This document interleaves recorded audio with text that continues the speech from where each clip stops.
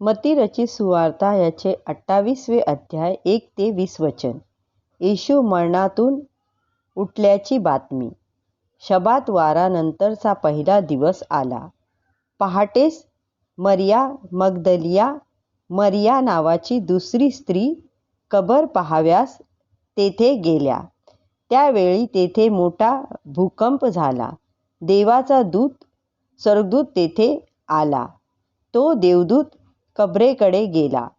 त्याने कबरेच्या तोंडावरची धोंड बाजूला केली. नंतर तो देवदूत त्या धोंडेवर बसला.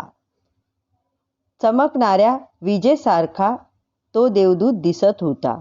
त्याचे कपडे बर्फासारखे शुभ्र होते. कबरेवर पहारा करणारे शिपाई देवदूत पाहून खूप घाबरले. ते थरथर कापू लागले आणि ते मेलेल्या माणसासारखे झाले.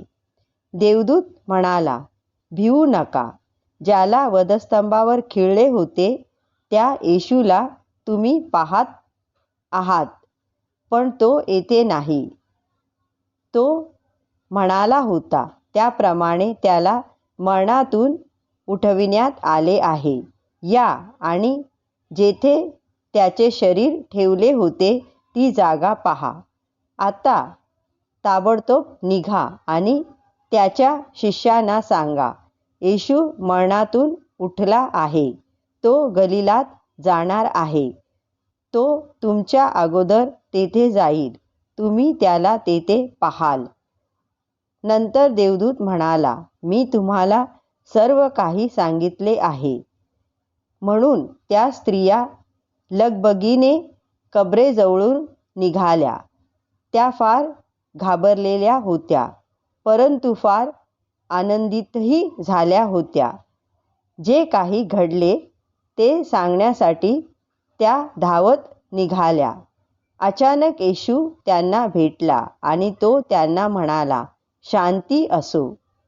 त्या त्याच्याजवळ आल्या. त्यांनी त्याचे पाय धरले आणि त्याची उपासना केली. मग येशू त्यांना म्हणाला, मला अडवू नका. माझ्या भावांना सांगा की त्यांनी गलिलात जावे. तेथेच त्यांची माझी भेट होईल. यहुदी पुढाऱ्यांना अहवाल.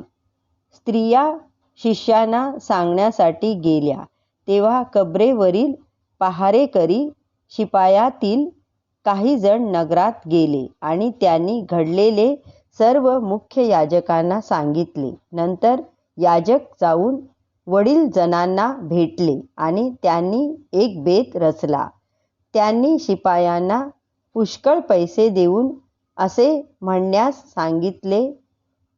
ते म्हणाले, लोकांना असे सांगा की आम्ही रात्री झोपेत असताना येशूचे शिष्य आले आणि त्यांनी त्याचे शरीर चोरून नेले.